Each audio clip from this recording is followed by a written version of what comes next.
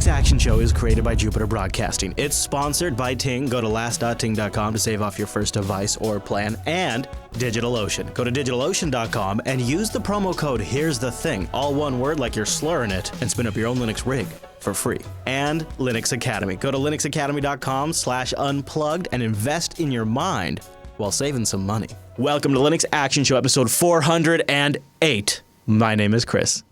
My name is Noah. Hey, Noah, good morning to you, or good afternoon to you. Guess what? Big show today. Huge show today. Coming up on the Linux Action Show. They said it couldn't be done. They said creatively, it would destroy you. That's music production under Linux. Actually, nobody ever said that, but it turns out to be a little trickier than you might expect, especially if you want to bring hardware in and control software under Linux using physical hardware. This is a pretty interesting segment, actually, even if you're not into music production. But we're going to go deep diving this week into that particular topic and some of the hardware around that in this week's episode of the show. Plus, Joss from ownCloud will be joining us to talk about the new features in version 9, and we'll talk about some of the challenges we've faced with ownCloud in the past and see what he says they've done to improve those issues. Then in the news segment, did you hear the news? Microsoft is releasing SQL Server for Linux. Well, as a couple of longtime server guys, Noah and I will give you our take on that. Cube's OS has a new fresh release and something pretty fancy in there. Plus, we got feedback. But before all of that, Noah, you know what we got? The picks. How did you know? That's right. It's almost like we do it every week. It's almost like we always have the picks. And we always start with the Runs Linux pick. And this one I thought was pretty awesome because every now and then you just go out in the wild and you take a quick look and you go, wait a minute, is that? And right. Unfortunately, mine this last week wasn't a Linux one. I wanted to be able to come on and be like, I found a Runs Linux. But mine was actually a Windows one. The Jack in the Box had crashed, our local Jack in the Box, and there was like a Windows crash screen up on the order window. The fact that it's crashed tells you something. Yeah, well, that's true. That's true. So we had somebody write into the show at their like a local lube shop, and they found Ubuntu running on the oil change computers, right? Like, you have a note there. Yep. Tell me about it.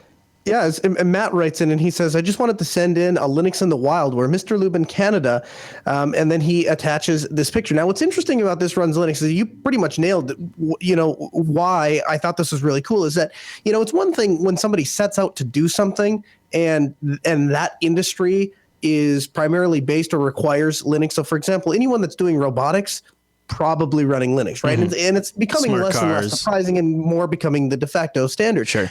In this case, this is a business shop that is just doing, their oil changes. But what's cool about that is, if you notice, it doesn't look to me like it's a web app. It looks like it's an actual native application. So the company that makes this application that's sending it out, LubeSoft G is the application name. I love it. LubeSoft. Yeah. That's maybe not the best name, but it's clearly it's a native Linux app, and they're it's clearly in deployment. So that's pretty cool. Yeah, and they under user 2 account, and apparently Matt there has a 2011 Dodge Grand Caravan. So very nice. I like that, and they also recommend that they inspect his automatic transmission and axle every 1 month for fluid.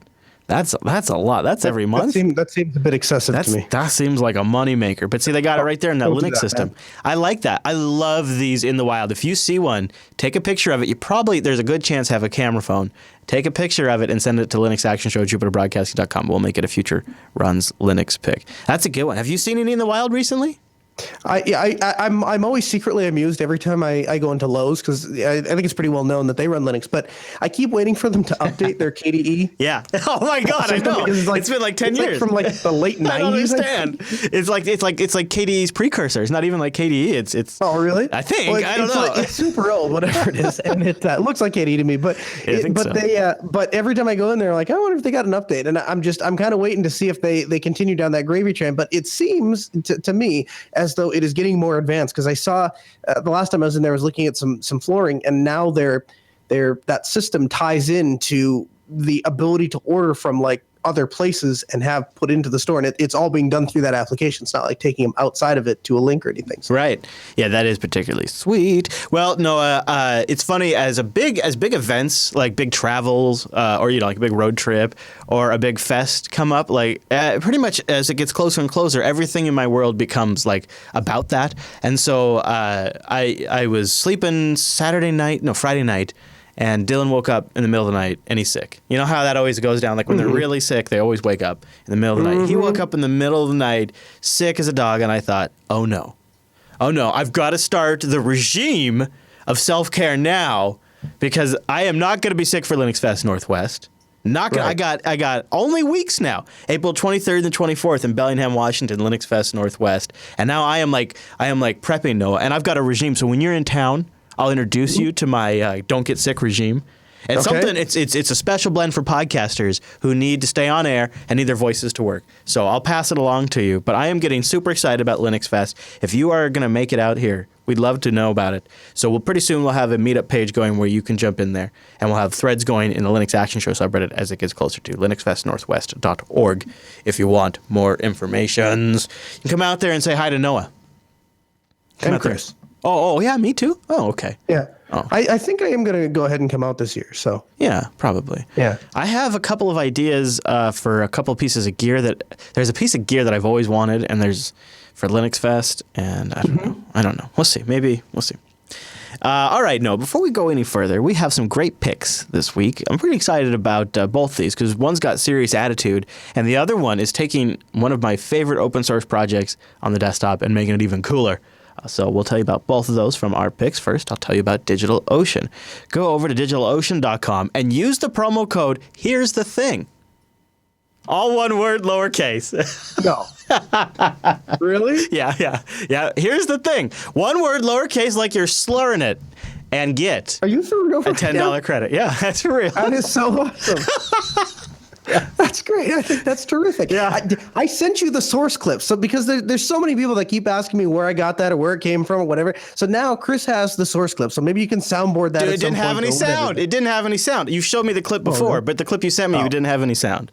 Well, that's no good. Yeah, I know. How are you supposed to? Yeah. It's not funny. But you know what? It's a brand new day, a brand new opportunity for people to support the Linux Action Show and go spin themselves up a DigitalOcean droplet for free. Use the promo code Here's the Thing and get a $10 credit. Guess what? They start at $5 a month. In less than 55 seconds, you'll get 512 megabytes of RAM, a 20 gigabyte SSD, one CPU, and a terabyte of transfer. If you've never tried out DigitalOcean, or if you have an account and you haven't applied our promo code, here's the thing. This is an opportunity to go try something new, play with it a little bit, extend it even further, and learn with your systems. DigitalOcean is a great way to deploy applications with a single click, to learn Docker, to spin up a brand new VM like with CoreOS, with lots of different systems in there, and break it, or put it in production. There's so many different things you can do, and the cost is so low that the field is really yours. One of the things I love about DigitalOcean is their straightforward API, which means in the community section, there's tons of good code already written, already there, and lots of good tutorials as well. Go over there, try them, take a look, see what I'm talking about. We got a couple of things we're working on for the community, and one of the things that's really nice, and Noah, you know eDrum or eardrum as I sometimes call him. Yeah. He just started working with us on a project, and it was just an assumed we would use DigitalOcean. He can create the droplet, he can get everything set up for us, and when it's all production ready and he feels like it's good to go, he can actually transfer it to me. I can take over that droplet. He can do snapshots of it at different stages of deployment. So if you deploy it and something goes wrong, it's really easy to roll back. And one of the other things that's really nice is they're really on top of new project releases. So like when Ubuntu 16.04 comes out, it'll just be a matter of days until it's available to spin up on a DigitalOcean droplet. So use our brand new promo code. Here's the thing, all one word. There's no apostrophe. You're just putting it all together like a jerk.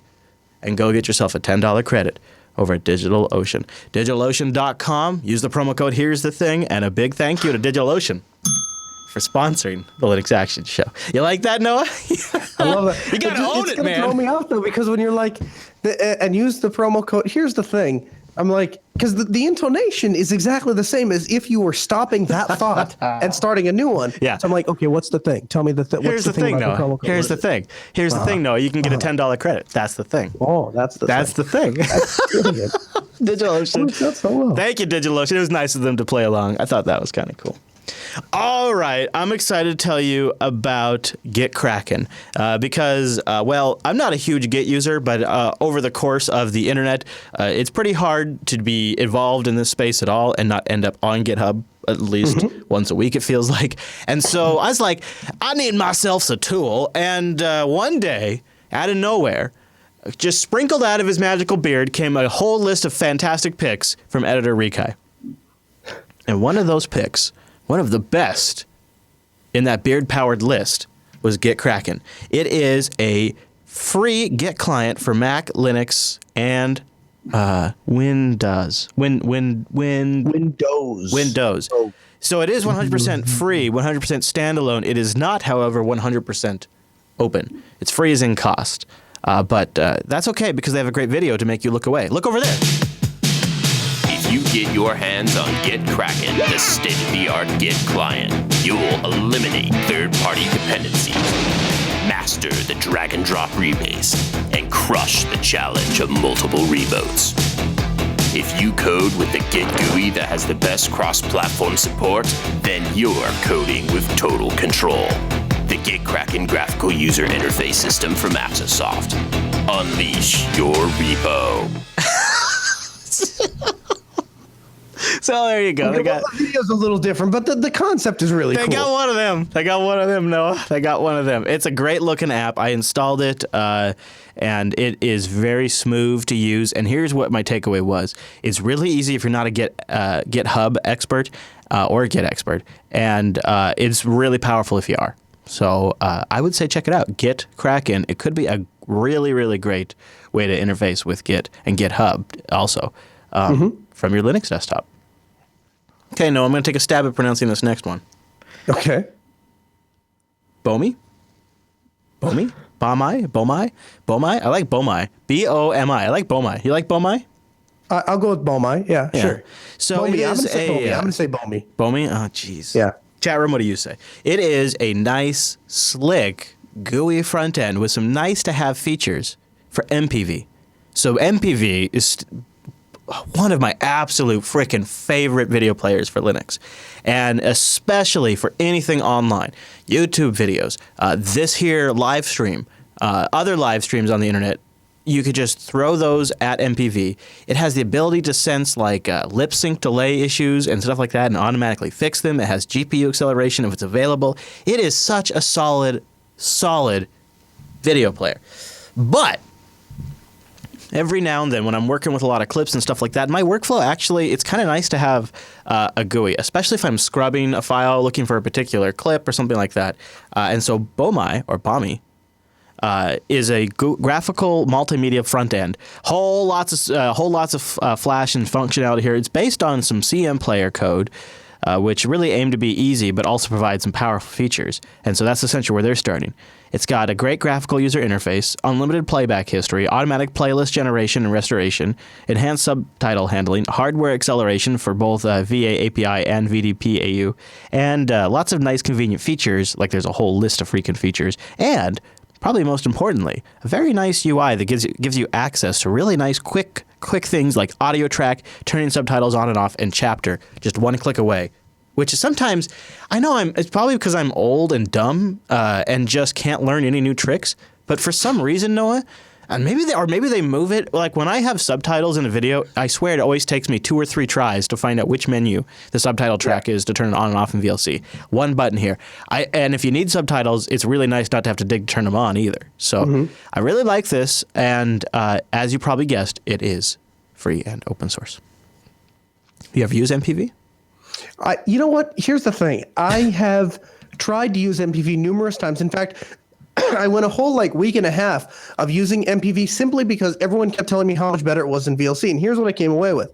Supposedly, when you hover your mouse over the player, it's supposed to pop up. The on-screen controls, yes. Backwards and front. Okay, all right. 5 different machines. 5. 1, 2, 3, 4, 5. Granted, they were all the same operating system, Ubuntu 14.04. But none of them did that. And there was no way for me to have any sort of playback controls. And worse yet, I was in the middle of a TV show, so I was watching a TV show, and my kids would interrupt me, of course, every 15 minutes. And then I would close the window, and I would just have to rewatch 15 minutes of TV because I was going to force myself to use MPV, even though I didn't have playback controls. Eventually, I was smart enough to Google what the keyboard shortcuts are. But didn't work, and I was pissed, and so now I'm back on VLC, and life is good. And so, I've never had that problem, but I do know that there is like a turn off all on-screen stuff mode. So maybe somehow it was in that mode, but I don't know how it would be like that by default. I have found MPV. What I use generally right now is if I'm going to do scrubbing, I use VLC, and if I'm going to do, because it has a persistent play bar, which is what I like about this, and if I'm going to do any online live streams, I use MPV, and it's really good for that. Yeah, online would be great because there's no reason for play-by control there. Well, and I think if you probably installed it now on a different distro, you probably wouldn't have that. But maybe. Like if you're going to watch the JB live stream, you go get the RTSP, RTMP link and pop it in there, and it's real nice. It's real nice. All right, Noah. So you can find out more at jupiterbroadcasting.com/lastpicks. We get that updated most of the time. And we have all of our previous picks there. But there's a couple of good ones for you. I'll have links to those in the show notes. But let's do the news.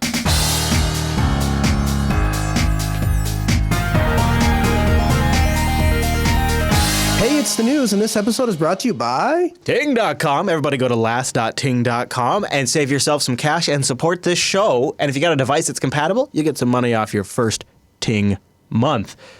I got $25 off my first month, and my first bill was like $23, $24 because it's only pay for what you use mobile. Minutes, messages, megabytes, boop. That's all you pay. Well, they just added up. That's it. $6 for the line, flat. And it's just usage on top of that, which means you can add multiple lines down the road. If it's just you, if it's a family or a business, that's nice. Trust me when I say this. It changes the entire value structure when you know that with that phone you're buying will work for years because there's no contract, no early termination fee, and the updates don't get blocked by the carrier. Ting is truly mobile that makes sense. Last.ting.com is where you go. They got CDMA and GSM networks to choose from. They got super passionate customer service that will stick with you till the end, and not only the best devices and some of the best price devices, but a really good freaking control panel. Seriously, I don't know. Noah, do you know any cellular provider? You've tried them all, and you work with them with clients too. There's nobody that's got a better control panel.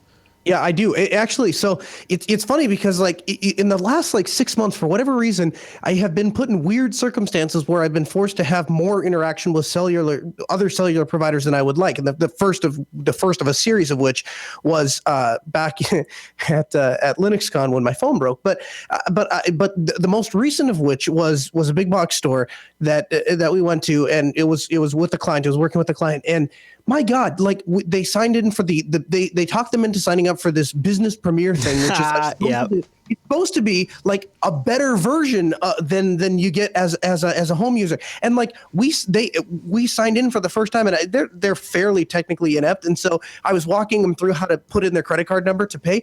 Jesus, I couldn't find it. Like I'm like, oh, you click on this, and then it's like they're built in the 90s. It's so bad. Well, it's there's got to be 1,000 options. I'm like, and then they asked me, they're like, well, how much data we use this month? I'm like, oh yeah, in here there should be a thing here, or reports, or PRM. That's why when Ting says they're making all these acronyms, and I'm like, watch this, Ting.com. I log in. Look, that's how many megs. Like it's not just the website that's simple and straightforward. It's not just the pricing structure that's simple and straightforward. It's all aspects of Ting's business are their just mobile app. Yes, the all emails that you get from them, they're simple, they're concise. There's clear not language. Like 5 lines of disclaimer text. It's just, hi, your credit card couldn't be processed. Please update it. Yeah. We're canceling your service in 15 days. No, you deadbeat. And then also, they're getting into the ISP biz too, and they have an article on their blog about, well, essentially, when's fiber going to come to your neighborhood? Again, with the clear spoken language. It's pretty cool. They've also got some sales going on right now on some Ting devices, some price reductions, some really nice rigs like the LG Volt 2 is a ridiculously very, very, middle of the road, very nice Android camera that I wouldn't want to run, but anybody that's not like a phone snob would be very happy with, which is just about the majority of phone users out there. So the LG Volt 2, $66 for a nice, fairly modern Android phone. Or the Moto E 2nd gen, as Noah will tell you, do not even consider the first gen. No, the G, having owned both, if I had it to do over again, I would have just paid the extra money and got the G. Hey, but you know what else they got a sale on? The S6. How you liking your S6? Oh my God, man! Like, and here's the thing: the S6 is the only phone that I've had on their GSM side that I haven't had trouble hotspotting on GSM. And if you go on their site, their help thing officially says that Ting only officially supports GSM tethering on 3G. But on the S6 on the GSM never had a problem. side, nope. I have. Yeah. Well, you have the S6 though, right? Yeah, and I use the S6 all on the whole freaking road trip, both of them. And hotspot on 4G LTE, no problem at all. And so and the other thing too, that for whatever reason that the S6 does that no other phone did, and I don't exactly know why. I didn't have to manually configure any of the APN stuff. I just put my SIM card in, and the data just worked. I think more and more it's getting like that. I think Nexus 6s and stuff. I think more and more that's becoming the norm. It's been a great experience so far. There is some great devices with great prices at Ting. It's a great service, CDMA and GSM to choose from, so you can be savvy. And if you use Wi-Fi, like you got Wi-Fi at work or at home, holy smokes, you can save a lot of money. Last.ting.com, and a big thanks to Ting for sponsoring Linux Action Show. Speaking of mobile, Facebook has got something that's pretty cool. They're working, I just said those words. Facebook is working on an open source cellular network. Get ready for your face, Noah, because you might very soon be able to deploy your own cellular network using these open schematics from your friends over at Facebook. Here's the deets, Noah. At Mobile World Congress in Barcelona, Facebook announced the launch of a new open source hardware effort to extend cellular wireless service and hopefully accelerate the scaling up of telecommunications infrastructures and development of new wireless broadband tech, including 5G. The program is called Telecom Infra Project, or TIP. So we're talking about just the TIP here, Noah. A pilot 4G network is already underway in the Philippines, and Facebook has a project in planning for Scottish Highlands. Modeled on the Open Compute Project, which you probably are familiar with. We covered a little bit from Scale and whatnot, which tackled data center computing and network hardware. The TIP already has 30 participating members. The TIP will focus on open design for 3 areas of telecommunication hardware and software: access points, the backhaul network to connect them, and network core infrastructure. The TIP members, such as Facebook, Intel, and Nokia, have pledged to contribute. Why am I such a child? I'm sorry. I'll try. Just the TIP members, such as Facebook, Intel, and Nokia, have pledged to contribute an initial suite of reference designs, while other members, such as the operators of Deutsche Telekom and SK Telecom, will help define and deploy technologies as it fits their needs. Now, as you might have guessed, this is probably the only part I probably should even bother to read. It's using some pretty cool software, which runs on top of Linux. A couple of open source projects up in this biz. OpenBTS, which is an open source cellular infrastructure project. I didn't even know we had an open source cellular infrastructure project. Of course we do. Frick, I love the open source community so much. OpenBTS sounds like a badass. It's recently a fully open 3G cellular network stack released in October of 2014. So catch up, everybody. The OpenBTS software was used by the University of Cali at Berkeley's Technology and Infrastructure in 2013. Well, there you go. It even supports sending SMS text messages to the rest of the world. The Facebook-led Just the Tip effort.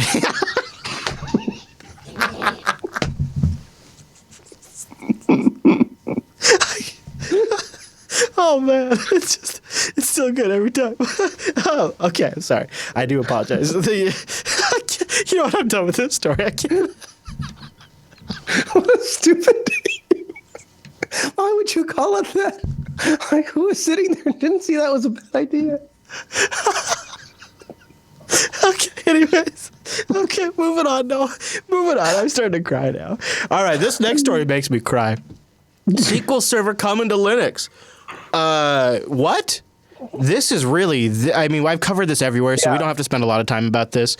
But this is truly historic, and every show I talk about this in, people listening are still finding out for the first time, which makes me feel like I got to talk about it just maybe one last time. Yep. So Microsoft is bringing SQL Server to Linux. It'll bring features such as mission-critical performance, industry-leading total cost of ownership. You know how much Microsoft loves that. Security and hybrid cloud innovations, guys, such as Stretch Database, which is kind of like Stretch Armstrong, which lets customers access their data on-premise. You know, I had a guy that does contract work for me, and he actually he does a lot of development work and he does a lot of database work, and he was super excited about Microsoft SQL Server. Why does he like? Okay, first of all, start because I've actually had, and I'm not saying this to be a jerk, but people legitimately ask, like, why do I want SQL Server? What's so great about Microsoft SQL Server? Because he has used, I mean, you name it, Postgres, Mara. If it's a database system that exists, he's used it, and I'm not an authority on it, but he tells me that there are some features of Microsoft SQL Server that far and away blow away its competitors.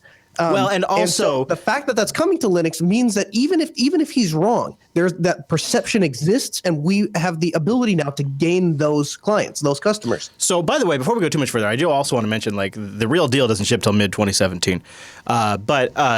Noah, why this is sort of a big deal for me is the genesis of this show, of the Linux Action Show, was legitimately, I was getting into a phase of my career where I was going in and solving clients' problems by switching them over to Linux. Like, they were reaching the physical limitations of Windows servers, and I would switch them over to Linux, reduce cost, give them more flexibility, improve security, and be able to reinvest in their existing hardware.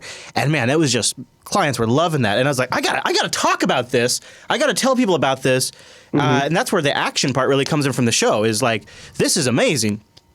That was the genesis of the show, is sort of that I have to share this incredible thing that is solving all of these problems for me. And I remember specifically after I deployed a proxy server, and I had saved tons of bandwidth for a business I was working at, and it prevented them from having to upgrade their internet connection. It was like this huge cost savings for them, like $1,000 a month. I was like, holy smokes, like, this is incredible. And one of the things that was always a defeat during this time, and I was riding high on getting people to use Linux, and one of the things I clearly remember every single time that conversation came up at the table was, if the project required SQL Server, which often also meant ASP and IIS, and possibly Active Directory, it was a goner. There was no hope I had on converting them to Linux at all. That was just off the table. That was a hard stop. This is non-negotiable. It requires SQL Server. You have to run Windows. And the thing about SQL Server was, and this is why I think it's also a really big deal, is not only now will that conversation not have to take place necessarily. Requiring SQL Server is no longer meaning you have to use Windows. That's huge, right? But what also is big about it, in my estimation, is you often don't just have one Windows box running one Microsoft product that integrates in with your Microsoft infrastructure standalone. You generally are not running Active Directory, Microsoft SQL, and IIS with likely some sort of SMTP service on there as well. Maybe IIS is built in one for notifications, all on a single box when you deploy a SQL Server in production. You often have to have a separate directory server, a separate IIS box, and a separate SQL server, all broken out. So one Microsoft SQL box is really 3 or 4 Windows boxes for every deployment. And so now being able to run these on droplets and VPSs and your own Linux rigs means that rash of Windows boxes that come dragging along with SQL Server are no longer actually going to be happening, which is going to directly translate to fewer Windows sales. I mean, I'll split just it is really splitting hairs, but just a slightly different take is, I mean, we have Windows VPSs, right? But I think what you get is you're more efficiently utilizing resources. I am not aware of any Windows VPSs that work that are $5 a month. Actually, you can, if you look hard enough, you can even find cheaper servers. I don't know that you'd want to use them, but I don't even know if it's really about that, because if you just need SQL in the cloud, I would imagine Azure would probably provide that. And yeah, but at what cost? Well, this isn't just Microsoft being good guy Microsoft here. They're releasing SQL Server for Linux because they want you to start building applications that way. Absolutely. And then when you get all big and you want to scale, you go, hi there, Mr. Microsoft. We'd like to set up an agreement on Azure to host our database on your cloud because we've written our entire application using all of your tool set and written for SQL, Microsoft SQL. So it's just a real quick migration. And then they're ready to go. And so this is selling more Azure licenses long term. Oh, yeah. That's what it's about, Noah. I completely agree, but whether it was their intended consequence or not, Microsoft has opened the door to allow people to start tinkering with it, and it just became a viable option. And like I said, I know some people that are very hardcore dedicated Linux users, but because of the confines of their job, they are stuck in a Windows world. And I can guarantee you, the first chance they get, they will jump over to Linux because they want it to be there. Kind of like you wanted to be there from the get-go, and we're just kind of being held back. Now, yeah, I mean, legitimately, you can now use Microsoft's Visual Studio Code editor that they've created for Linux to create your application, and you can now run it on SQL services running on Linux. I mean, the stack is, and they've open sourced .NET. We're not going to talk about Microsoft this whole time, and we're going to put we're going to put the brakes on this conversation here for a second. But first, before we do that, I think it's also pretty telling this week that they joined the Eclipse Foundation. So now They are a funding member of the Clips Foundation, which is really more about making some of this stuff plug in a little bit better with Visual Studio. So what they say is, this is from an Ars Technica article written by Survey Says Peter Bright. To further streamline integration with Microsoft services for Eclipse users, there is new support for Code Envy in Visual Studio Team services. With Code Envy extension, VSTS can generate an Eclipse workspace on demand. So they're doing this to make the Eclipse workflows tie in closer with their tool set. However, okay, while I do acknowledge, so Microsoft is open sourcing .NET. They're working much more friendly with the open source community. They've been going to fests. Noah and I have been talking and stopping by their booths now for years, and they've been getting bigger and larger presences at these fests for years. Mm-hmm. You agree, Noah, with that statement? I agree that everything you said is factual and correct, yes. Yes. None of this means that Microsoft is doing any of this because they are good Samaritans. That's right. This or is... give any semblance of a care to the open source community or Linux. Save that it will make them money. Right. And you could, of course, there's lots of things, lots of examples, like chat room citing Skype right now and all that, but that you could cite to say how Microsoft doesn't care about Linux. All you have to really, that's not what matters in this conversation. What matters in this conversation is this is an admission, a full frontal in front of the entire industry and world admission that Windows is not as relevant as it once was, and that Linux is more relevant. The crown jewels, one of the crown jewels, Microsoft SQL, has just been announced for Linux, not because they like Linux and they like Linux users, but because the market demands it. And they even said in their quote, that's where the users are at. That is the huge statement here being made by Microsoft, and I think that's the thing to take away. And what's interesting is that we as a community are so ready and eager for blood. I've seen this story now crop up 3 times, I think, over the weekend on Reddit.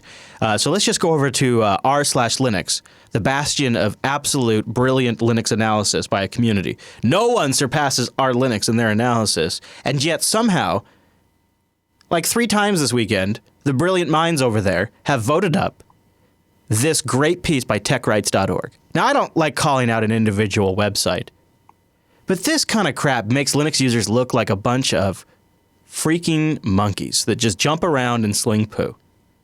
With 1,982 upvotes in the r/Linux subreddit, which has got to make it the top story of the week. Let me go see. This has got to make it the top story. Yeah. By a pretty big margin, actually. Microsoft has just blackmailed Linux twice in one single week, and the media didn't notice or just ignored it because of Microsoft's charm offensives. And you read the article, and it's like, okay, so they're continuing to go after some Android manufacturers for their FAT patent, and they're trying to copy or trying to patent something called Continuum, or which is a lot like continuity. Those things suck, but those are all like what we get carried away and lost with now is those are normal things of a business the size of Microsoft, and yeah, they frickin' suck. That's the system in the United States of America, everybody. If you think it sucks, that's one thing, but they are perfectly within their right to go try to patent something, and they are perfectly within their right to go after patents if we're using their shitty file system. If you're deploying software out there like an Android camera or an Android smartphone, and you're supporting Microsoft's shitty fat file system, well, then maybe you should pay a licensing fee for that. Or here's an idea: stop including it. And yeah, it's going to be harder for end users, but for you know what for a short amount of time, 10 months, 10 months, if even that, for 10 months, and then everyone will move on because nobody actually cares what the file system is. They just want to be able to put their SD card in the phone and have it work. And since the SD card comes formatted with FAT because that's what the file system on the phone is, because that's what the file system in 10 months, and the mess will sort itself out. And you know what? To be honest with you, this hand holding that we do by including things like FAT and all that kind of stuff. It's sort of the overall problem with the industry that leads to things like having vulnerabilities in phone. Yeah. Yes, it does perpetuate a problem. All right, let's talk about something that's trying to solve a problem. Let's stop talking about Microsoft and start talking about this damn cool distro that we just might have to review here soon on the show. Qubes OS 3.1 has been released. Qubes OS is that super slick distro that tries to isolate stuff into different VMs. And the major new architectural feature of this new release is the introduction of the Qubes management infrastructure, which is based on the popular Salt management software. In Qubes 3.1, this management stack makes it possible to conveniently control system-wide Qubes configurations using centralized declarative statements. Declarative is the key word here. It makes creating advanced configurations significantly simpler. This has already allowed us to improve the installation wizard, they say, so that it now offers the ability for users to easily select from various options to pre-create useful configurations during the first boot of like nicely protected, isolated VMs. Currently, the management stack is limited to DOM 0 and system-wide Qubes configurations, though. Either way, though, Qubes OS, really neat. And I don't know, have we reviewed this distro since you've been co-host on this show? No. Mm-mm. Yeah, interesting. This, Noah, here's where I'd like your head on this distro. Just think of it like this. You have a demo laptop, and it's like you have like this is your example of like how Linux can be extremely flexible yet extremely secure. So the idea here really is applications have their own on-demand VMs, not even containers, Noah. VMs using the virtualizer in the Linux kernel, and you launch Firefox, and it's in its own protected VM. Nothing can ever happen to Firefox that'll affect any of the other applications. But the idea is to the end user, you barely even know anything's happening. And it's a great example of some really awesome Linux technologies underneath it that provide you with a really super secure, isolated OS. Great for like a client demo or something like that. Maybe down the road, we do a Qubes OS 3 distro review. I'd like to get your take on it. Just maybe this might be something I might need to look into before the big competition. Oh, yes. Wonder if that could be useful to me. Bet it could. You never know, Noah. You never know. Speaking of things that could be useful and something else we should be taking a look at, guess what? Our friends over at ownCloud have a brand new version, ownCloud 9. And joining us via the magic of the internet right now is Joss from the ownCloud project. Joss, welcome to the Linux Action Show, and congratulations on ownCloud 9. Thank you. Really glad to be here. We have Noah up on your face right now, but that's because Noah's also there. Noah, say something. You're still there. Say hi, Noah. Hey there. How's it going? Yeah, so just ignore the lower third like it's not actually that. Anyways. It's a different Noah. Yeah. We'll just call Joss Noah. So, Joss, you're the community manager for ownCloud, and so you were the first guy that came to mind when I saw that ownCloud 9 came out. And what are the big takeaway features you're excited with ownCloud 9? For me, I use it at home myself. So for me, the collaboration stuff is the coolest. Like we've added the ability to comment on files. So if you share pictures with family, they can actually comment on it. You can comment back and you can have the conversations. That is pretty cool. Yeah, it is. Also tags, so you can tag your files, so find them easier. On the left, you get like a tag filter. So you have these filters where you can see like external files and all this other stuff. And now there's tags there as well. So you can search for the tags. So those two are really big. And then the activities and notifications kind of reinforces that. So we used to have activities, but they were also used for things like, there's a new share. And while you can ignore somebody commenting on a picture, it's not a big deal. If you get a new file shared with you, you should not, miss that. So we separated that out. And now you get like this little bell on the top right that says, hey, there are new notifications, and you get a notification where they can accept the share. While stuff like comments and, files being downloaded or uploaded or modified. I could see that being particularly handy in like production work, actually, like some of our workflow there. I met in the flight back from Scale. I sat next in the airplane to a guy who composes music for movies. He actually told me he had some of his music in the upcoming, I think it was the movie with Batman and Superman. Anyway, he told me that in their workflow, they have to work a lot with big files, obviously the music that they need to share back and forth. And he was actually, he asked me what I did, and, I couldn't help talking about ownCloud, obviously. Of course. So he was extremely excited about the whole thing. I was like, oh my God, we're using Dropbox, and it's a pain, and I don't want to put my files there, and it doesn't deal well with so many big files, blah, blah, blah. And how's ownCloud? I said, well, the guys at CERN use it. They have this big physics thing on the ground, and they're smashing stuff against each other, creates a lot of data. And according to them, it works with a lot of data. So, he thought those credentials were cool, and he wanted to try it out. Quick question for you. You know, I have used ownCloud with large files for my data in the past, and I've run into some syncing issues. And I know I'm not the only one that's had that issue. I'm wondering, is ownCloud 9? Have you guys looked in or addressed that at all? So what issues? Because there's one thing with big files that would be nice to have, and we don't have yet, although we're currently looking into that, is to do incremental sync. So like if you have a big file, you make a small change, so that only syncs the change. Like block level. Right now we don't have that. Well, I guess the problem that I was having was if I just have a 20 gigabytes worth of files, and some of them, I'd say the largest file was maybe 4 or 5 gigs, probably a couple of them DVD ISOs and so, some video files that split at about 5 gigs. And what I noticed was it was having an issue where if after a couple months of use, certain files would be on certain computers and certain files, C-Sync would say everything was up to date, but there'd be some files that were missing or some files that were corrupted, and I've lost some data. I had that problem on a couple different versions, and so I've been kind of hesitant to jump back into ownCloud, but I assume that at some point that issue will surface and will come to light and get resolved. And when it does, I'd be the first person to put all my data back on ownCloud again. I had a question kind of along those regards, Joss. Do you hear about many installations maybe using SyncThing on the back end on the file system and then pointing ownCloud at that? Because one new feature in ownCloud 9 that kind of got my attention, and maybe you could elaborate on this more, is I guess there's some flexibility now for different types of back-end storage. I guess that's one of the things that CERN is particularly excited about. And I wonder if with this new system, would it be possible to point it at like a huge NAS that maybe SyncThing is pointing at and take advantage of SyncThing for some file syncing and take advantage of ownCloud for obviously all the other things like contacts and document management and collaboration and calendar that ownCloud does? Yeah, so people have been doing that a lot. Although lately, like the synchronization of ownCloud has been getting, a lot better, a lot more reliable. So we should give it a try, I think. But yeah, so ownCloud had its own storage, which you shouldn't, sync externally, because then, it'll lose track of it and you might lose data.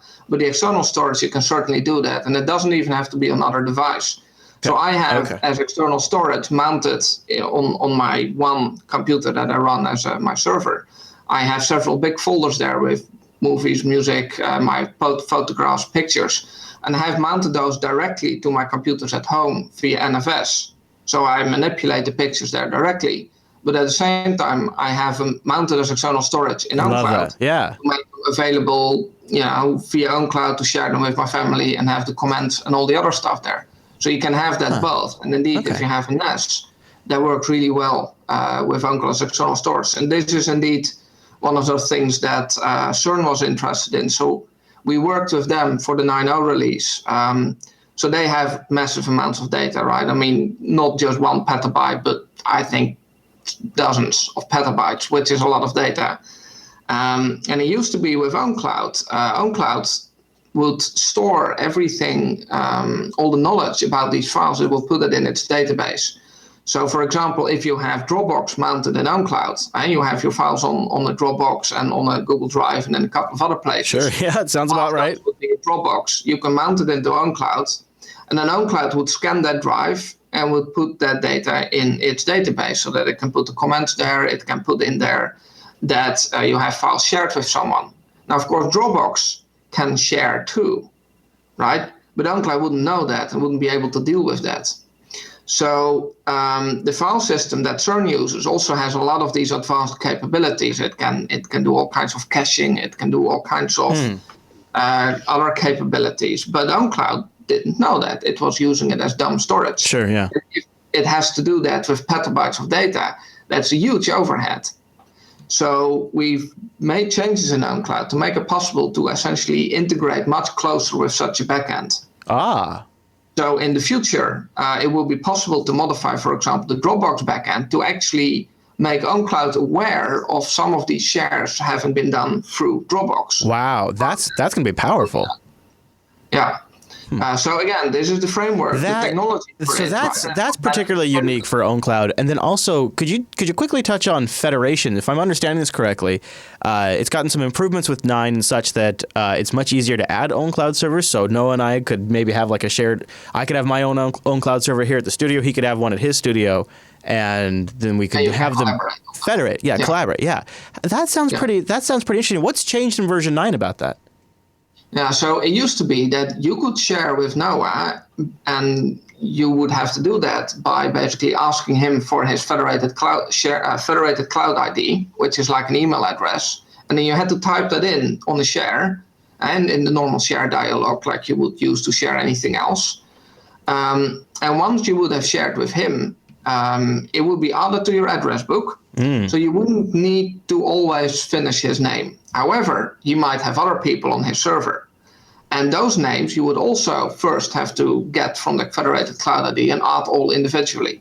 So in ownCloud 9, what will happen is that once you share with him once, ownCloud will make a connection with the other ownCloud server. They will talk to each other. They will exchange their users on each other, and from then on, your ownCloud will autocomplete all the names of users on the other ownCloud. Wow! So it basically has become even more seamless to share files with people on other ownCloud. Huh. Pretty cool, huh? That is really cool. I also saw that on the back end, you guys are working on improvements on getting like ownCloud apps into the ownCloud App Store. So there's probably going to be more stuff coming there. I'm thinking it's definitely time to give ownCloud 9 a spin. So Josh, is there anything else you want to touch on before we run? Well, if you want to give it a spin, so I always write a blog the day after the release about how to upgrade to the new release. A lot of people who are still on 8.2 and 8.1, they should check out ownCloud.org/news. And I can also link directly to the right blog. I will post it in the chat. Okay, yeah. So you can grab it immediately. And by the way, because a lot of people always ask us about the upgrade procedure, we're working on improving that, making it more smooth. I was wondering about that. ownCloud 9 introduces a completely new standalone upgrade tool, basically. It's no longer part of ownCloud itself, which makes it a lot more reliable. So in the future, because this won't handle the upgrade from 8.2 to 9, but it will start to handle the upgrade from 9.0 to 9.01 and 9.02 and 9.1 and 9 and in the future. So that's really a big deal, I think, because it makes it more reliable. And we can also start to do stuff again, like automatically upgrading the apps and running automatically. Yeah, I was thinking about just, it's tax season and just getting a ton of files and collecting a bunch of stuff. And one of my first thoughts about storing it on an ownCloud server was, of course, I want it super locked down, but my other thought was, I could see how essential it is that people are comfortable with upgrading the process there, because that's my data. And I put something like that in there, that critical. I want to make sure that when I go to 8 to 9 or 9 to 10, it's not going to blow up. So I'm really glad you guys are focused on that. That seems like exactly. Cool. Yeah, this is really important for us to make this process as reliable as possible. And we've basically done everything we can in the current architecture, which is why we now introduce a new way of upgrading in the future, which makes it, even more reliable. I mean, the thing is, there are so many installations that people run ownCloud on, so many different devices. They run it on Nessus and they run it on supercomputers like CERN does, right? And it needs to work and scale all the way up and down with every piece of possible infrastructure. And it's very hard to get perfectly right in every situation. Yeah. So this will help us do that and make it even more reliable. Well, Joss, thank you for coming on the show and perpetrating to be Noah and stealing his identity with his lower third. I appreciate that as well. I don't suppose there's any chance you're going to be at Linux Fest Northwest this year. No, I don't think I will make it. But I'm going to see if I can get Frank to fly in and come say hi. It's always nice to see Frank. It is always, we'll bear on the Linux Action Show if Frank makes it out. Well, Joss, thanks for coming on the show. I'll have links to everything you mentioned, including your Twitter profile and that ownCloud blog post in the show notes. So thank you very much, sir. And that's all the news for this week.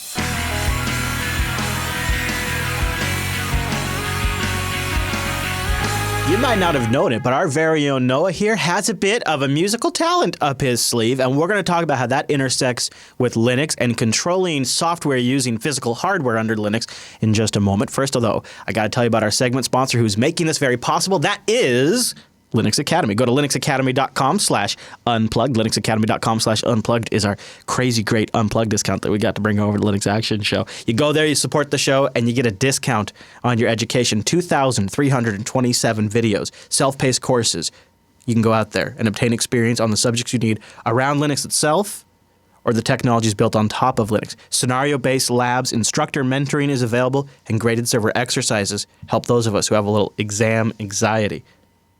PHP, Python, Android, Ruby, OpenStack, Amazon Web Services, pretty much anything in the whole DevOps sphere, they got that. You're in the sphere of DevOps, they got that. You're doing the Red Hat stuff, they've also got that. That's why Noah and I are customers, and that's why we're able to talk about them right here on the show. And we've heard from a lot of folks who've gone there and had a lot of success with Linux Academy. I love their practice exams. They're like quizzes to help you ensure you're getting the core concepts, not just able to take the test, but are you actually understanding the core concepts? Those are available. Detailed study guides and notes throughout all of the courses. You could also use their note-taking system and to create and download your own custom notes on content. Your own Linux server comes with it, which is pretty sweet. And it'll match the distribution you chose for the courseware, and they'll adjust the server. And they have enhanced learning plans. They create a detailed learning plan with reminders and daily assignments, with labs and quizzes that are due. They have an availability planner. You tell it how much time you have, and they'll build courseware for you. This is a great way to learn more about Linux. If you have a career that involves Linux, or you want to get into one, this is a great tool. If you just want to take it to the next level. And also, shout out to Linux Academy for doing these weekly roundups. I love it. They now have server labs in Asia and Sydney as well for people working out of there. I've been hearing from a few folks down under that are trying out Linux Academy. They've also posted some recent student successes. I've noticed a couple names from the Jupiter Broadcasting community. They got a community stacked full of Jupiter Broadcasting members. This is a great tool to learn more about Linux and the technology around it. You go to linuxacademy.com/unplugged. Go check out their features, try out their nuggets, and use the availability planner if you're busy. Lots of good stuff. linuxacademy.com/unplugged. And a big thanks to Linux Academy for sponsoring the Linux Action Show. Okay, Noah, I'm fired up. Tell me about this. You have a passion. I didn't even know it. You're like the next Ronald Jenkins in the making, sir. I'm pretty excited about this segment. I don't know about that, but I like playing with toys, and I like playing with toys on Linux. And so recently I've been playing with MIDI more and more. And my dad has been a MIDI guy for years. And what's failed to get me on board is the ginormous pain it is to get things working correctly. I thought MIDI was dead, man. I thought MIDI went away with USB. No, man. No. Well, I'm just teasing. MIDI does go over USB, yes. And in fact, that's actually what kind of started this gravy train rolling was my wife got me a very nice gift of a different synthesizer MIDI controller. And what it had was a built-in MIDI controller that, yes, it goes over USB, so you're not using an external interface, but it's the same protocol. It's doing the same thing. It's just you don't have a little box in the middle. But the thing that was nice about this particular one, and believe me, it took a while to find it, is this one is natively compatible right out of the box with bingo Linux. Linux, yeah.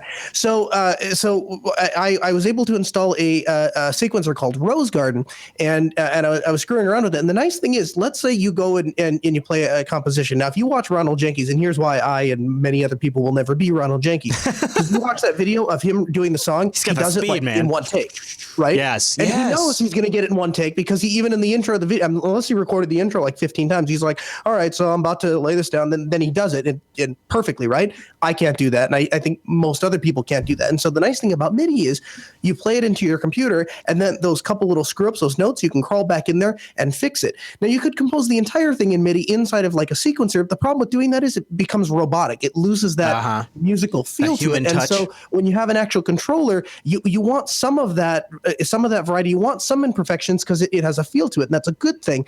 But it allows you to edit. And the other thing is, and this is why my dad's been big on it for years, is once he has a composition done, if he wants to give it to a friend, and then he does a lot of singing and his friends do a lot of singing, they can on the fly change the key. They can change things, or they can say.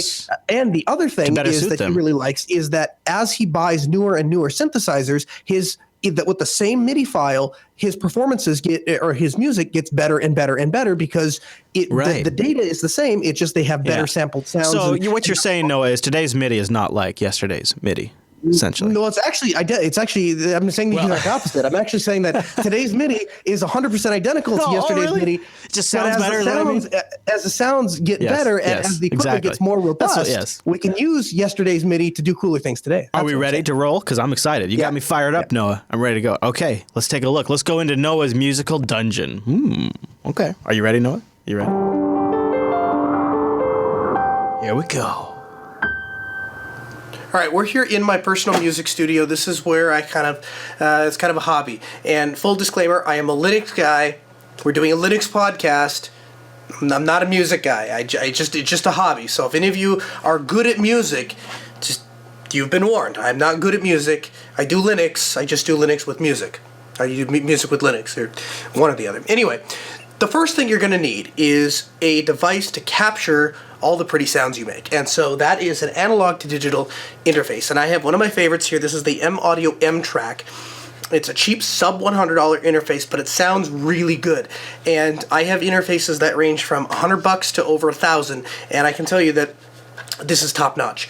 And so basically what you get is 2 XLRs, 2 1/4-inch ins, headphone out, so it's real-time monitoring. And if you've ever done a podcast, you've ever done any sort of even live music, you need to be able to hear yourself. It's critical. And if you don't think you need to hear yourself, it's because you've never tried. If you have tried, you'll know why I say that. On the back, we have analog 1/4-inch out, and we also have a MIDI interface, both in and out. And we're going to get to exactly what MIDI is in just a little bit. First thing you're going to need. Now, the second thing is a microphone, and there's a microphone for every different thing out there, and so what kind of microphone you want is going to depend largely on what you're doing. If you're going to be singing, I really like the Perception 420 by AKG. This is just a couple $100, and it sounds phenomenal, absolutely phenomenal. And I've compared this with $1,000 microphones, and I think that in some respects this actually even sounds better. So if you're looking for a really good vocal microphone for singing, the Perception 420. Now, why is this different for singing from speaking? Well, you want a little bit of a sweeter tone, and you want it to. If you're singing, you're going to be in a slightly different noise environment.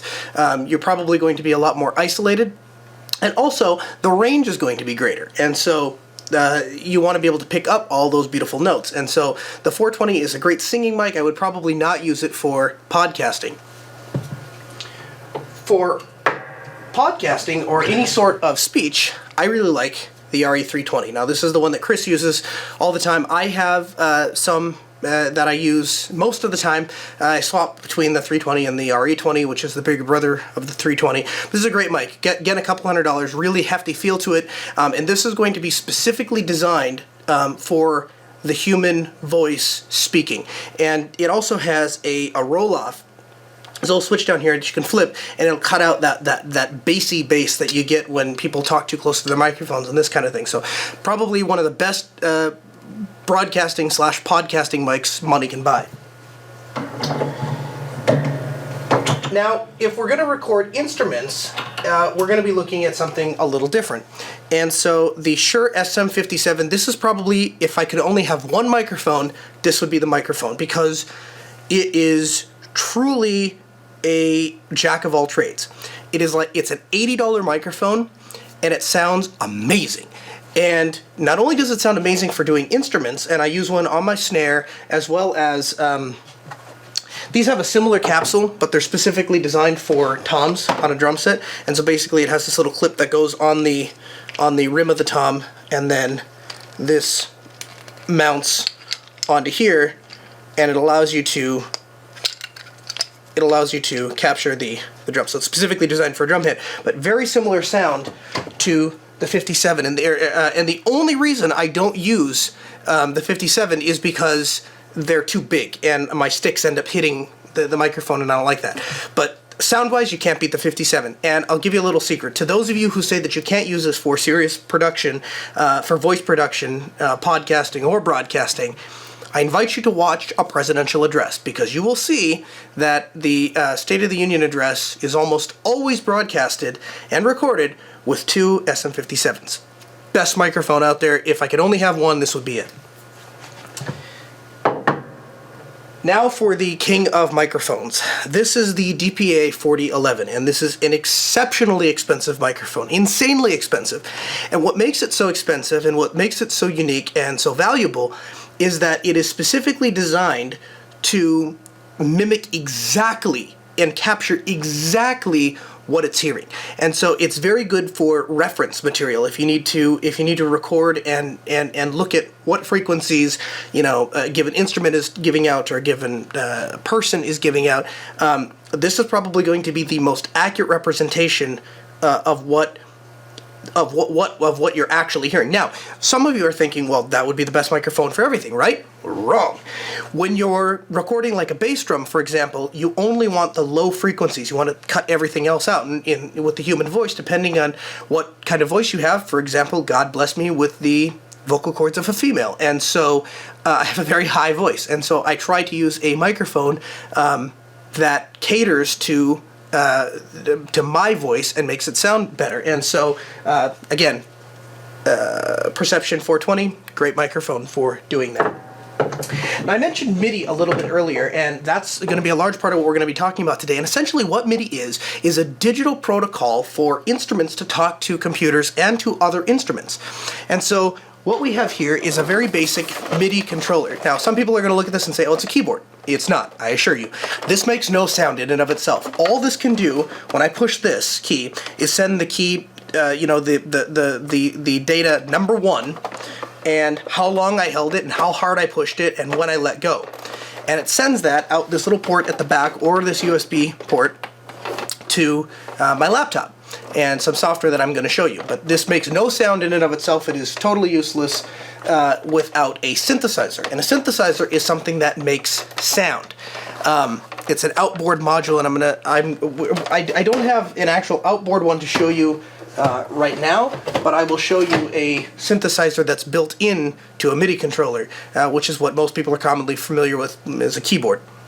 And we're going to connect that to the computer and do some fun things. To connect a MIDI device to a computer, you're going to need a MIDI interface. Now, this is my favorite one. It's the Yamaha UX96, and it's unfortunately no longer in production. So you'd have to scour eBay, but it is natively compatible with Linux. You just plug it in and it works.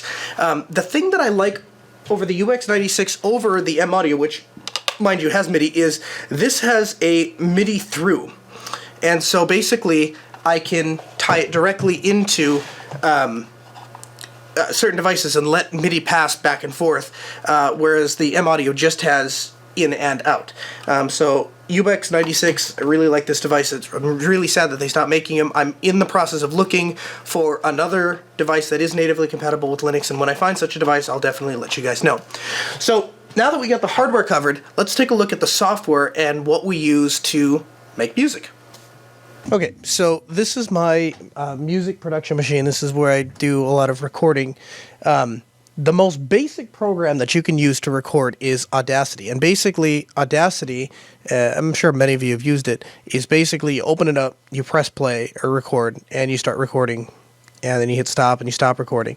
Now, I don't have my mixer, my interface hooked up right now because I have it over connected to the drum set and the keyboard, and I'm going to show you that in a little bit later. But if I did, it would essentially populate tracks, and we'll make sure to get some camera footage of that actually recording. Now, Audacity can just basically do audio. You can import MIDI, but it's not really a sequencer, so it has no real way to record MIDI. And so we'll get to that in a little bit. But the second program I use a lot is Hydrogen. We've talked about Hydrogen on the air before, and basically you set your resolution, you set how many, what the size of your loop is, and then I can essentially click in here and make drum loops. And then I can play it. I don't know if you can hear that or not. It's probably, very soft. But and then basically once I've actually created that, I can, and I'm going to go through and we'll make a better one, but I can export it as a MIDI. And that's interesting because then we can bring it into another program called Rose Garden. And Rose Garden, which I don't think I actually have a shortcut for, but Rose Garden is a full-on MIDI sequencer that basically what you can do is you can connect it to MIDI devices. And so I'm going to show you, we're going to connect it to a keyboard here in a little bit, and I will have a single MIDI track with a drum track, and then another MIDI track that will record from the keyboard and will actually lay down some music. And that's essentially what a MIDI sequencer does, is it takes the output from a MIDI device and essentially records that as data. That's not music, it's just data. And so for example, I could key it in on that MIDI controller that I showed you guys earlier, and then I could play it back on a synthesizer that emulates a guitar, or a synthesizer that emulates a bass, or a synthesizer that emulates, an actual piano. But they're just numbers. And I'll show you how to use Rose Garden, or at least I'll show you a demonstration of Rose Garden in a little bit. And lastly, there's two other programs I use. The LMMS, which is, and I apparently haven't used it on this computer before, but LMMS is, if you want to make electronica or dubstep, LMMS is a program to use. Now, I have not become terribly proficient with the LMMS. I've wanted to play with it. I played with it on my laptop a couple of times when I'm traveling, but I've never actually gotten any serious work done in it. It's a very powerful program. I'd love to learn more about it. And finally is kind of the king of software, and that is Ardour. And Ardour is a full-on digital audio workstation. It's not just a recorder. It's not just a MIDI sequencer. It can do everything. The problem is, because it can do everything, it's exceptionally difficult to learn. And we could make an entire episode on how to use Ardour, because it is honestly that complicated. I mean, even getting the audio interfaces set up took me about a half an hour the first time. So hello there. So it is pretty crazy. But eventually, if you get into recording a lot of audio and MIDI, eventually you will wind up with Ardour. But if you're just doing MIDI, you can get away with Rose Garden. If you're just doing audio, you can get away with Audacity, as long as you don't want to use VSTs and such. So let's go over to the actual instruments, and I'll give you a demonstration of how some of this stuff works. All right, so what we've got here is, this is Audacity running. This is a very basic analog audio recording program. And so basically what we're doing here is we're bringing audio in from the drum set on this digital to analog mixer. And so basically it takes in analog inputs and then spits it out digitally through a USB cable that comes in through Audacity. Now ordinarily, if we was recording a drum set, what I'd probably do is actually have separate channels for each of the toms and each of the cymbals, the whole 9 yards, and then I would have those connected to an audio interface. But for the purposes of the demonstration, this is a much easier solution. So basically, we're just going to use the 4 channels that are come out of here. It's going to mix them down into a stereo 2-channel and then spit it out into Audacity. And I will record a sample for you and show you how we would do that on like a drum set. Of course, you could use a keyboard or a guitar or any other analog instrument.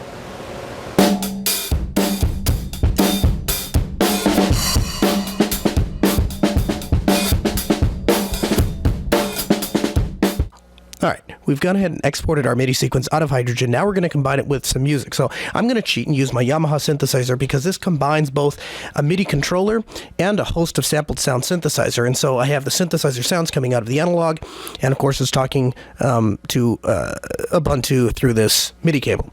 So let's see who recognizes the song.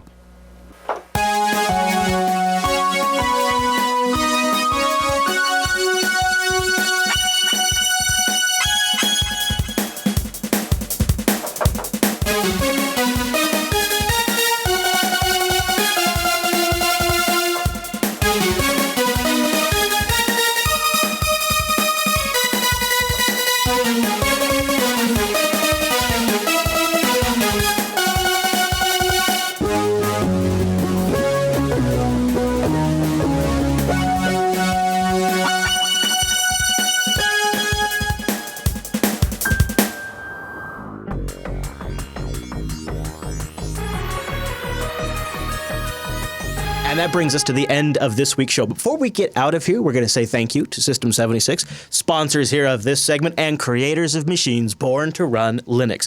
Really nice rigs, well built, that have been meticulously thought after. I think one thing that stood out to us when we were there, and I don't think they intended to stand out too, Noah and I, is they're very anal, you might say, about some of the details. You remember them talking about the fingerprint reader, Noah? Yes. And you know what's great? I'm glad that we had that conversation, because one of my employees bought an Oryx, and he was talking about the fingerprint reader. And I'm like, listen, nowhere on any of their marketing material, nowhere on anywhere on their website will you find any mention whatsoever of a fingerprint reader. In fact, in some places they've gone, so far as to pull it out of the image just to not, advertise, because they know that it doesn't work. It's not up to snuff. So you can be mad. It's not only is it not up to snuff, but what I loved about it is the way they talked about their philosophy behind why they don't include it on the website and why they don't think it's up to snuff, and it revealed a thought process behind these computers that was obviously something that you only get after a decade of doing this and get genuinely to a position where you know like what you're good at, what works well for users, and what makes a great product. And that's System 76's across all their machines across the board. From the desktops to the laptops, they have some really nice desktops, like this little Meerkat here. I love that guy. I think the Ratel Pro is the sleeper of the bunch. It's crazy smaller than it looks in the picture, and you can put a full GPU in there.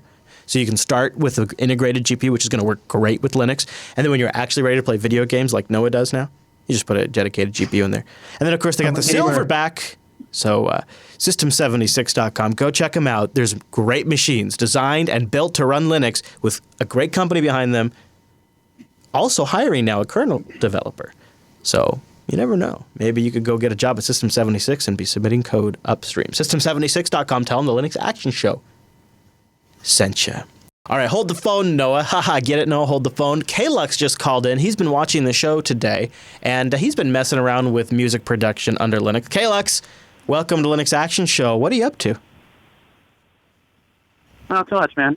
So tell me about your music production under Linux. Rumor has it you've been playing some guitar. You have it plugged into a Linux rig. Can you give me kind of an overview of your setup?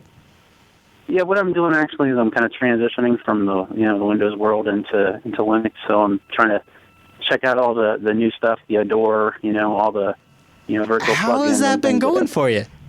Well, like I said, I just started. It's actually really funny you guys are bringing this up. I was love it when this working happens. on it this weekend. That is so cool. Yeah, with me having I have my whole computer rig set up just for mostly pre-Sona stuff and, the pre-Sona software and stuff like that. It doesn't run on Linux, but I want to try and move and transition that stuff over just to see, what I can do with it. So, Kalux, you have a guitar. It's hooked up to your Linux box, and have you found any particular software yet that's working for you? Well, again, like I said, just started this weekend. I haven't hooked up my pre-Sona gear to it. Oh, okay. So, yeah, unfortunately, I don't have a whole lot of stuff to really, do you have any questions for Noah? Do you have any follow-up questions to a segment? I'll hang up on you after you ask it so you can hear his answer on air. But if you have any questions you want to ask him. Yeah, that'd be cool. I actually just wondered about some of the interfaces that he uses, what he's found that's worked. He was asking about the Actium, MIDI controller that I use and whether it works or not. Again, I'm just starting to get into it, trying to see what I can do under Linux, as opposed to using the proprietary stuff. So Sure. Okay.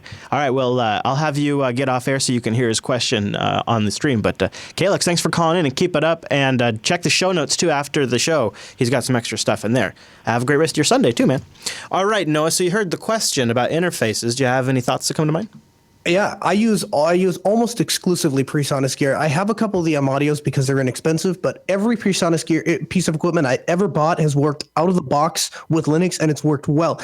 There have been a couple of times where I have suspected there's something wrong with those M-Audio interfaces, but I've never been able to actually pin it to the interface. So I'll give you an example. You have that one of those M tracks in the studio, right? Yep. And you have like chipmunk sounds, but then when you do use it with a different operating system, you don't have that problem, so it's probably not the interface.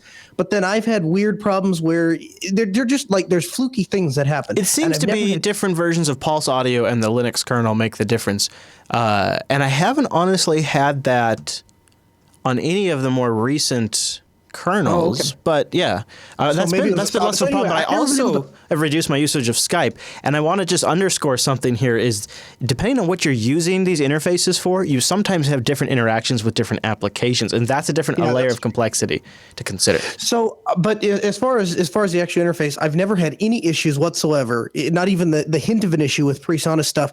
And in addition to that, as far as what software is, once your system recognizes it as a audio device, every piece of software in Linux is going to work right away with that audio interface. So once it shows up in the sound menu and you can choose it as an input device, like let's say you have the PreSonus, the 8 input rack unit, right, that I've got in the studio. When you open up Audacity, you will be able to record 8 tracks off of the PreSonus. And the same is true of Ardour, and the same is true of any recording application inside of Linux, as long as the feature set exists. But so if you're just doing recording, like you just want to be a GarageBand rock star, then something like Audacity is more than enough. If you want to start getting into VSTs and you want to start tweaking everything and having cutting out, as I say, cutting out an EQ space for each instrument and doing all that, then you probably want to go with something like Ardour. But both will work just fine with your PreSonus stuff, almost guaranteed. Very nice, very nice. All right, well, hopefully that'll help Mr. K-Lux. And you can always join us live to call in and share your thoughts. Okay, so before we wrap up, we should probably cover at least one email. And we asked our live audience what they thought about us reading emails, if it was just maybe getting a little too boring. So before we jump into the emails, Noah, let's see what the live results are. It looks like it's a resounding yes. Well, there's only been 35 votes because there's like only 35 people voting right now. So I guess we continue, Noah. So go away and take it, Noah. What is our email this week? So Alex writes in, and he has a question about Windows shortcuts on Linux. And he says, "Hi, Last Team, longtime listener and big fan of the show. Last and TechSnap since 2012. My household is Windows free." Nice. Since almost 3 years ago, and I'm happy so far. The only thing I really miss about Windows are the keyboard shortcuts. They are hardwired deep down in my brain, and admittedly, Microsoft did a good job there. This leads to my question. Is it somehow possible to get the Windows shortcuts for Linux? I'm well aware that I can customize shortcuts manually in almost every desktop, but I was wondering if someone else has already taken care of this. In my opinion, there's a variety of compelling reasons to switch users away from Windows and give them an already familiar experience. For clarification, I mean things like Super Arrow key to snap a window to a corner, Super E to open a new Explorer window, Super D to minimize all windows or show the desktop. I'm currently KDE 5, Mate, Cinnamon, and i3. Any help is much appreciated. Thanks for the great content. Greetings from Austria, Alex. So I'm hoping that the community has a better answer for him, because my answer is going to be learn the shortcuts in Linux. I mean, we can do all the same things, right? Like instead of what is it is it Control Alt? How do you minimize I don't even know. I don't use them. But there are ways. There is a way to minimize the desktop inside of, to show the desktop inside of Linux. We have a lot of that stuff. And yes, if they're not there, you can manually create them. I'm not aware, and I don't know if you are, Chris, of any package that you can install that binds all of those shortcuts that would be in Windows inside of Linux. I'm feeling like I should. And I know there are some desktop environments that you can like go into modes that are like emulate the Windows mode, emulate the Mac mode, and sometimes that'll do it. So I feel like I do have an answer, but it's just not coming to surface. Honestly, Noah, I can't really think of an environment that I use on a regular basis where I can't go reassign some of my core favorite shortcuts. So what my approach would try to adopt as many of the native shortcuts as I can retrain my muscle memory. And then the ones that I can't shake, or you know what, maybe as a reward to myself, say, these couple I'm going to keep and the rest I'm willing to retrain. It's sort of like a stick and carrot approach. Go into the system settings, learn them. That's your reference right there. And change a couple of the core ones if you have to accommodate your workflow. And then learn the rest. Find that balance point for you. Because honestly, what you don't really want to do when you're adopting a new platform, if possible, is accumulate a whole bunch of things that have to be changed after a fresh install, or things that only work on your setup, and so you can't really use somebody else's setup, and that makes it hard to help people troubleshoot. And when you become an advocate because you love it so much, it's going to make it harder to show other people how to use it. So it's worth learning, even though it seems like a pain in the butt. And what I did back when I was switching to GNOME 3 is I said, all right, once a day for 30 days, I will just learn a GNOME 3 workflow, and I will use it that whole day. And so I only had to do one thing at a time. And I'll tell you what, by the end of that 30 days, it actually worked. I found myself to be extremely productive under GNOME 3. Starting that 30 days as finding GNOME 3's, like, not having a minimize button, this is ridiculous. Like, I just thought that was the craziest thing ever. By the end of the 30 days, I have minimize buttons. But because I compromised you never used them anymore. Yeah, but I found the GNOME 3 workflow to be very productive after dedicating time like that, taking one in a day. And you could try that. It's kind of like a 30-day diet, like a challenge. This isn't necessarily true for keyboard shortcuts. This might be a bit of an extreme example there, but certainly in a lot of other aspects, if you go in to use Linux and expect it and set your expectations of another operating system and say, well, this is how things work. Not necessarily, what can I get done, but this is how I get things done in this operating system. So I expect Linux to do the same thing. If you go into it with that mindset, I'm not saying it won't work, but you're in for a bumpy ride. And so if you can approach it with, these are the things I need to be able to get done. These are the things I need to do. How do I do those in Linux? Then I think you're setting yourself up for smooth sailing. Not just, the immediate transition, but then down the road is going to carry you. Because like Chris said, if you have all these things that you have to do to tweak to make it so it's usable for you, it's going to be really, really painful if at some point in time the operating system takes a slightly, takes a turn of directions and they aren't aware of your, gross customizations, and you kind of get derailed. I guess to directly address this question, because there's one thing so I'll give you an example, one I never compromise on is, to me, I love having the super key activate my launcher, in either a super key and a combination of another key, something like that. So I do want to point you to K super key, which allows you to open the applications launcher on the Plasma desktop using the super key. So you could hit that and start typing. It also actually lets you do a bunch of other stuff too. So K super key, and that's one I've installed in the past to sort of accommodate that particular habit that is hard. Now, are you getting psyched up for the Noah versus Emma Switch contest at Linux Fest Northwest? Are you psyched? Yeah. I am. I tell you what, I am excited to switch a bunch of people to Linux because I know there's going to be a ton of people that are going to be there. And if I could just have a couple minutes with them, no matter if they're a Windows user or a Mac user or a BSD user, we're going to switch them to Linux. That's right. That's right. Also, if you emailed us last week, there's some follow-up emails that came into the show that are super helpful for additional information. Check the show notes for those. You can read through them, and I think that'd be good. Also, I'd love to have your background submissions. There is a link to a thread about getting new backgrounds into the Linux Action Show video version. And don't forget, you can watch the show live on Sundays. Go to jupiterbroadcasting.com/calendar.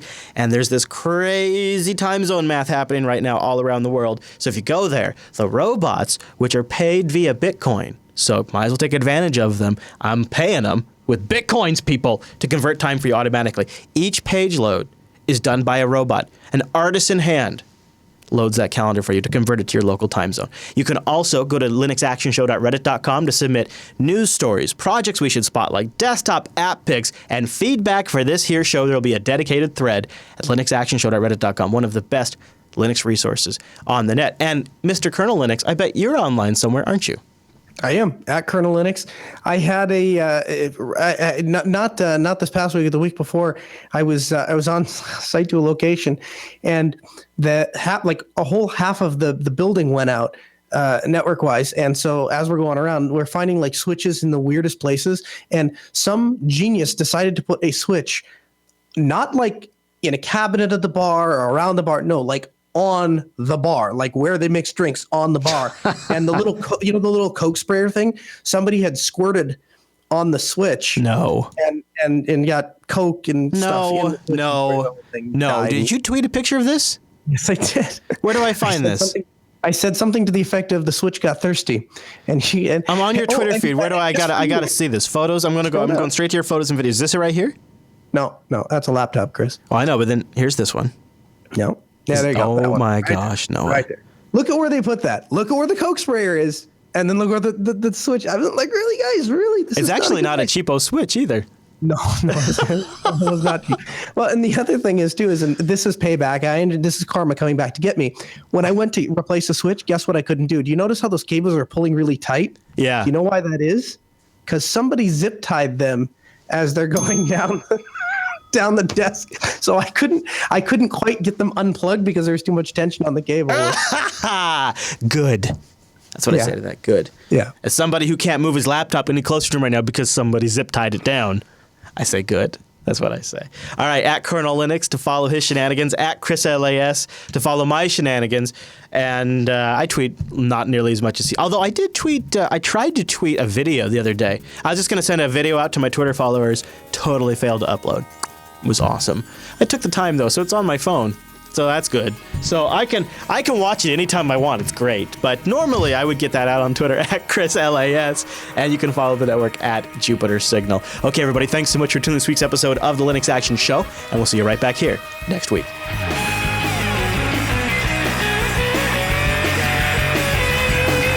I think I might have found your Western Digital Well, I know you love your Western Digital Live, so I'm not trying to get you to switch. Dude. Yeah, good luck with that. No, I'm not, but I might have found your replacement. Oh, okay. What would that be? I had so on Unplugged, I talked about I wanted to pick up an NVIDIA Shield TV. Have you seen these things? Yeah, they run Android though, don't they? Yeah. But I had an audience member sell me his for super cheap. So well, not super cheap, but like $150. But it has a 500 gigabyte hard drive in it. Yeah. And runs Marshmallow, and it runs Plex, and it runs Kodi, and it runs Sling TV, which is how I kind of watch some of my news on in the Rover. Mm-hmm. Have you ever seen Sling TV? No, yeah, I have. I had one until they stopped. No, I'm not talking Sling Box. Oh, talking Sling TV. Sling TV is like Sling Box, but they stream it directly from their servers, so it's like a streaming TV service. Oh, that's cool. They've only got like 30 channels, but you know. Let me tell you how departed from your boat that I am. Like, this is how like we're basically on opposite continents. So the Western Digital they have different revisions, and I had not bought the newest revision of the Western Digital, so I bought it, and I plugged it in, turned it on, and after like 2 months, because I got it actually when we moved into the new house. So really back in November, I bought it. And like yesterday, or the day before, I went to turn on Netflix because I was just going to turn something on in the background because I didn't actually want to watch, real caring TV. I do that stuff. too. Yeah. Yeah. I was going to turn something on just so it listens. And I noticed I can't find the Netflix app. And so I do some Googling and find out on that particular revision of the firmware, they don't have Netflix support. And I went, this is my response. I went, well, that's really dumb. Why would, I don't care. And then I went back to watching local TV or my local content, and then that was the end of it. Like I couldn't care less. Like it's literally, it's about the same as if like my car didn't have an FM radio in it. It would be like, here's what Netflix is pretty nice to have. Here's why I think the NVIDIA Shield TV is actually kind of nice. Mm-hmm. It is legitimately and ridiculously overpowered for the job. It's got a crazy good system chip in there and stuff. So I'm thinking, that's always been my problem with all of these, is that they're not fast enough and they don't have enough RAM. The thing has like 3 gigs of RAM. So it's got a 500 gig hard drive and 3 gigs of RAM, and like the Rover, that is, or Lady Jupiter, that is freaking awesome. Yeah, exactly. And here's why I think that matters, is in my experience, these more powerful boxes deal with lower bandwidth situations better. Like, I don't know, maybe because their CPUs are faster, they can decode and re-encode. Because they have more RAM, they can buffer more. And so, to me, that's what I'm going to be. So it should arrive early, I think probably Monday or Tuesday. And I'm really looking forward to Kodi because the other when I'm driving down the road, so, I learned this one the hard way. On our recent road trip with the kids, we luckily took a route that had connectivity the entire way. But guess what? When we're driving down the road for like a couple of hours, you know what they want to do is they want to play on their tablets, and everything on their tablets requires internet. And so I just had the MiFi on while we were driving down the road, and it worked. But I just assume that if something was a reasonable expectation when I was a kid, it should be a reasonable expectation when he's a kid. So, for instance, when I was in the car, which didn't have freaking internet. Oh, I know. So I tell my son, I'm like, well, we don't have internet. We're in the car. He's so freaking smart. He figured out that when because it happens quite frequently actually. If we're together for any period of time, at some point, Dad has to pull over to the side of the road, open his laptop, and has to help somebody on the road. And so we're driving down the road a couple weeks ago, and he's like, "How do you help people with computers if you don't have internet in the car?" And I'm like, "Well, I have a hotspot. I turn it on." And ever since that, actually, I guess it was a couple months ago. This is back in Arizona. But ever since then, we get in the car. Can I play Counter-Strike? I'm like, no, we don't have internet. Well, you could hotspot. You could turn on the hotspot. Yeah, I had that. I was driving down the road, and we get to a place we're going to park, and Dia and Dylan are going to stay in the car for a couple of minutes, and I'm running into the store, and Dylan's like, "Dad, can I play while you go in?" And I'm like, no, we don't have, and it's just this game, it's this Angry Birds game that has like videos that play in it constantly, and I'm like, and you can't continue unless you can watch the video, and he's like, and I'm like, no, you can't play that, I gotta go, we have no internet in the truck, I'll be right back though, it's not a big deal. Well, can't you just turn on tethering on your phone? Can't you just turn your phone on to, what? Yeah. I'm like, Dad, it's stupid not to have internet, just turn tethering on and leave your phone here. I'm like, what do I say? I'm like, I'm just running for like 3 minutes. It's fine. Here's my new answer. I have embraced it as an opportunity to teach my son about money management. And so now when he says you want to tether, I'm like, yeah, sure. Let's go ahead and turn on the hotspot. It's 25 cents to turn on Dad's hotspot. Clever. gets paid quarter for different things, so then he can pay for it. That's a good idea. My kids are huge. This is in a 5-minute period, but all three of them, from Dylan down to Belly, are all huge into money for different reasons. Like Dylan actually wants to save money to buy things, and the girls love coins. They just love they're shiny and they're cool. And Abby's starting to understand there's differences between them. Bella likes to put them down my heaters and Lady Jupiter. That's cool. Yeah. That's really good for it, I heard. Yeah, and it's funny, too, because you give her a coin, and she's looking at it, this is so nice. And she's been asking for a coin for like 15 minutes, right? And you just watch her look at it. Look how cute the baby is. Drop right down the vent. No! Just watch her do it, because it's adorable. You're like, what's she doing? No. Clink, clink, clink, clink. And, of course, that's like the second or third coin that she's done. So. It's probably that's probably not the first time somebody's dropped a coin down a on a heater vent. Yeah, no, I don't think so. Hey, look at the bright side. That'd be a decent retirement plan, man. You go and when you go to sell Lady Jupiter, and like picture like 40 years down the road, you can like tear it apart, and it'll be like $1 million down there.